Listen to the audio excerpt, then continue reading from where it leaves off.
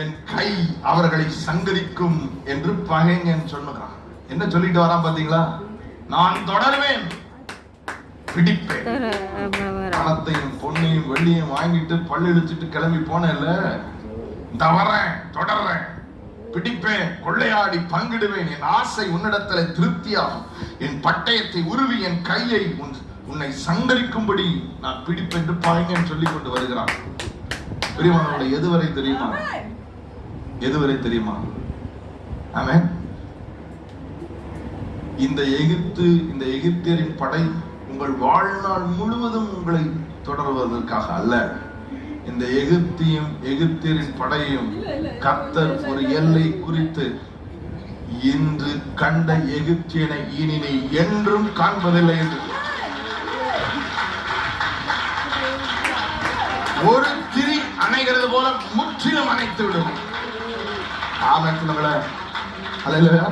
எப்படி அணைப்பாரா சொல்லுங்க. ஒரு திரி அணைகிறது போல முற்றிலும் அணைத்து விடுவான்.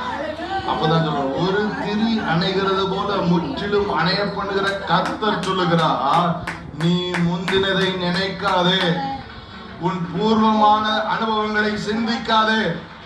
திரும்பியும் எகிப்து வருவானோ, திரும்பியும் வியாதி வருமோ, திரும்பியும் சாபம் வருமோ, திரும்பியும் அந்த விபத்து நேரிடுமோ, திரும்பியும் அந்த சடுதிகள் நாசமோசங்கள். இன்று கண்ட எகிப்தியனை இனி நீ என்றும் காண்பதில்லை.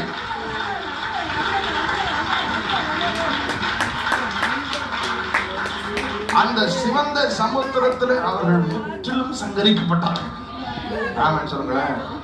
அந்த சிவந்த சமுத்திரத்தில் அப்படித்தானே அந்த ராத்திரி கிளம்பினார்கள் சந்தோஷத்தோடு, முடிந்தது என்று. ஆனால் முடியவில்லை. முடியாமல் இந்த எகிப்து இஸ்ரவேலரை தொடர்ந்து கொண்டே வந்தது. வாழ்நாள் பூரா தொடருமா? இல்ல. அந்த சிவந்த சமுத்திரத்தை இவர்கள் கடக்கிற வரைதான் அந்த எகிப்தால் இஸ்ரவேலை பின்தொடர முடியும். சிவந்த சமுத்திரத்தை கடக்க பண்ணும் பொழுது அந்த திரளான வலிமையான தண்ணீரிலே ஈயம் போல கர்த்தர் அவர்களை அமிழ்ந்து போக பண்ணினார்.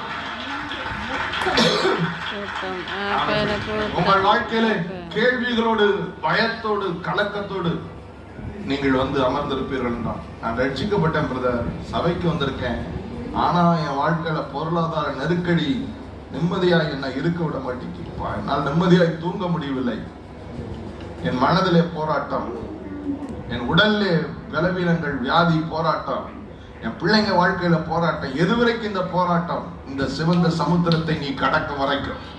இந்த சிவந்த சமுத்திரத்துல கர்த்தர் அந்த பின்தொடர்கிற எகிப்தை சர்வநாசம் பண்ணி விடுவார். அவர்களை ஈயம் போல அமிழ்க்க